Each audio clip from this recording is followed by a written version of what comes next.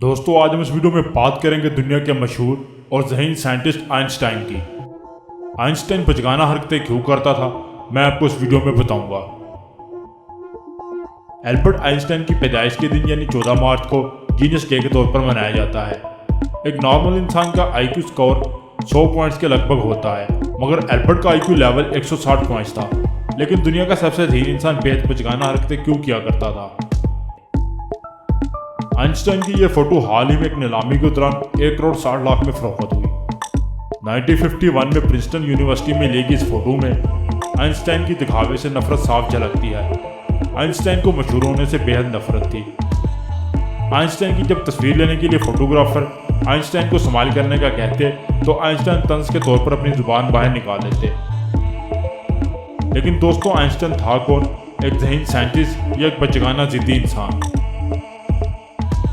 Albert ने 1916 में खला से मुतल्लक अपनी मशहूर research theory of general relativity पेश की, जिस पर साइंटिस्ट आज भी हैरतज़दा हैं। इस थ्योरी में आइंस्टाइन ने स्पेस और टाइम का ताल्लुक ग्रेविटी और ब्लैक होल्स के बारे में जो कुछ कहा था वह सच साबित हो रहा है। एल्बर्ट को 1921 में नोबेल प्राइज इसकी फोटो इलेक्ट्रिक डिस्कवरी पर दिया गया, जिसके तहत एनालॉग और जदीद डिजिटल फोटोग्राफी की बुनियाद पड़ी। एल्बर्ट 1879 से 1955 तक जिंदा रहा। पैदाइश के वक्त आइंस्टाइन का सर बहुत बड़ा था और डॉक्टर्स ने यह तक कह दिया था कि यह एक नॉर्मल चाइल्ड होगा, जो कि सच साबित हुआ।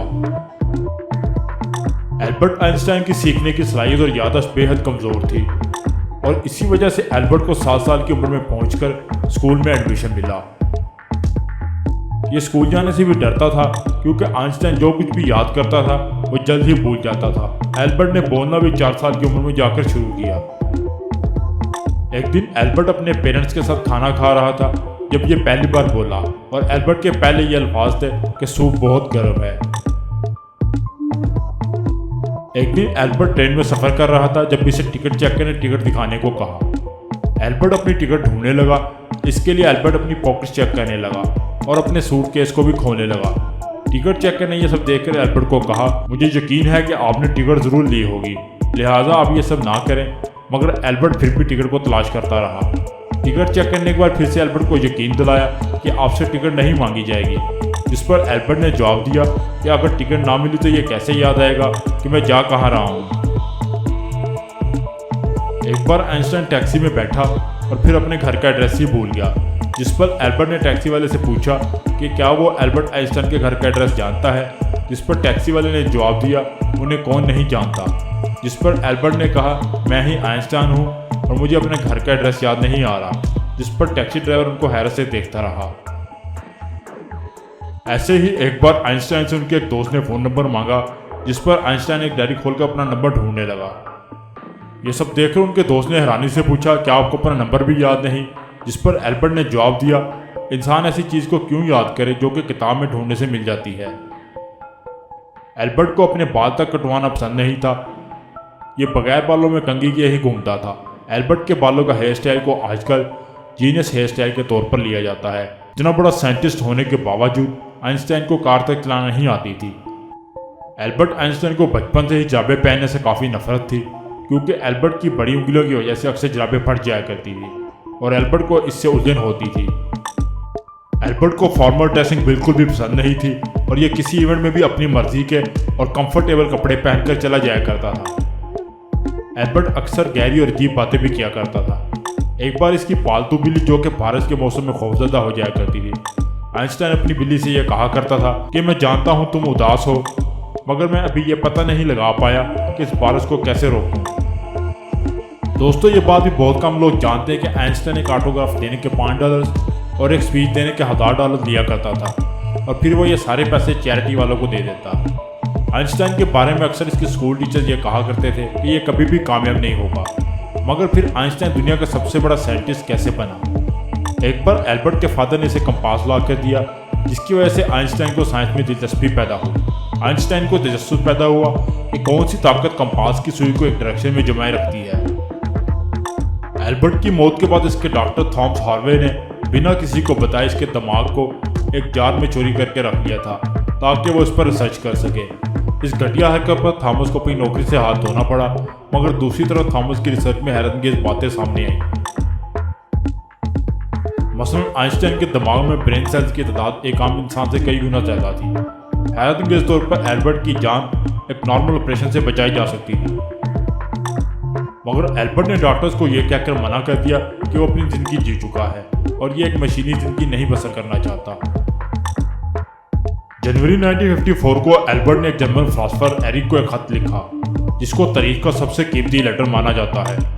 इस खत को एक नीलामी के जरिए तकरीबन 38 करोड़ में बेचा गया। ये लेटर एल्बर्ट ने अपनी मौत से 1 साल पहले लिखा था, जिसमें एल्बर्ट ने मजहब से मुतल्लिक अपने ख्यालात का इज़हार किया था। एल्बर्ट आइंस्टाइन को 1952 में इसराइल का प्राइम मिनिस्टर बनाने की भी ऑफर हुई, जिसे आइंस्टाइन ने यह कहकर रद्द कर दिया कि वो सिर्फ साइंस के लिए बना है। एल्बर्ट को ज़िंदगी पर सिर्फ एक अफसोस रहा कि इसके बनाए हुए फार्मूले के ऐसे इंसान ने एटमी धमाका दरियाफ्त कर लिया। आइंस्टाइन ने एक बार यह तक कह दिया था कि अब जो जंग होगी वो इंसान को दोबारा पत्थरों के दौर में ले जाएगी, यानी सब कुछ तबाह हो जाएगा। दोस्तों, हैरत की बात यह है कि लेजी और इनएफिशिएंट होने की वजह से एल्बर्ट को ना तो कोई जॉब देता था और ना ही इसके टीचर इसे किसी जॉब के लिए रिकमेंड करते थे। एल्बर्ट अपनी तालीम मुकम्मल होने के 9 साल बाद तक जॉबलेस रहा। इसके फादर की छोटी सी कंपनी कर्जों की वजह से ख़त्म हो चुकी थी, लिहाजा एल्बर्ट ने घर पर बच्चों को ट्यूशन देना शुरू कर दिया ताकि वो घर के अखराजात चला सके। 1933 में एल्बर्ट आइंस्टाइन जर्मनी के हालात से तंग आकर अमेरिका चला गया, जहाँ इसे Princeton institute of advance studies में एज ए प्रोफेसर हायर कर लिया गया। मगर एल्बर्ट ये नहीं जानता था कि FBI इस पर अब नज़र रखे हुए थी। FBI ने अगले 22 साल तक एल्बर्ट के लेटर्स, फ़ोन कॉल और ये किस किस से मिलता है इन सब पर नज़र रखी हुई थी कि कहीं वो जर्मनी का एक जासूस तो नहीं। और जब 1955 में आइंस्टाइन की मौत हुई तो इसने इन 22 सालों के दौरान अमेरिका में जो जो कुछ किया था, इस सब का रिकॉर्ड FBI के पास मौजूद था। दोस्तों, एल्बर्ट के बारे में ये बात बहुत कम लोग जानते हैं कि आइंस्टाइन साइंटिस्ट होने के साथ साथ एक टैलेंटेड म्यूजिशियन भी था। एल्बर्ट ने वायलिन प्ले करना अपनी मदर से बचपन में ही सीख लिया था और फिर इसने सारी जिंदगी अपने शौक को जारी रखा। आइंस्टाइन वो वाज शख्स था जिसने 1921 में ये थ्योरी पेश की कि स्पेस मुसलसल फैल रही है। एल्बर्ट ने दुनिया का सबसे पहला रेफ्रिजरेटर 1926 में बना लिया था, मगर जब तक इसका यह आइडिया फेमस हुआ तब तक मार्केट में इससे बेहतर टेक्नोलॉजी आ चुकी थी। एल्बर्ट स्कूल जाने से इसलिए अवॉइड करता था क्योंकि इसके मुताबिक वहाँ जो तालीम दी जाती थी वो इंसान के जहन पर ताला लगा देती थी और ये रवायती तालीम नहीं हासिल करना चाहता था। एल्बर्ट को कॉमिक प्रति से भी नफरत थी। एल्बर्ट ने एक बार कहा था कि अगर उसकी थ्योरी साबित हो जाती है तो जर्मनी और स्विट्जरलैंड इसे ग्रेट जर्मन और स्विस साइंटिस्ट मानेंगे, लेकिन अगर इसकी थ्योरीज नाकाम हो गई तो इसे ना तो जर्मनी एक्सेप्ट करेगा और ना ही स्विट्जरलैंड। दोस्तों, वीडियो पसंद आए तो लाइक कीजिए, शेयर कीजिए और कमेंट बॉक्स में अपनी राय का जरूर इज़हार कीजिए। मेरी हौसला अफजाई के लिए चैनल को जरूर सब्सक्राइब करें। दुआओं में याद रखें, अपना बहुत सारा ख्याल रखें। अल्लाह हाफिज़।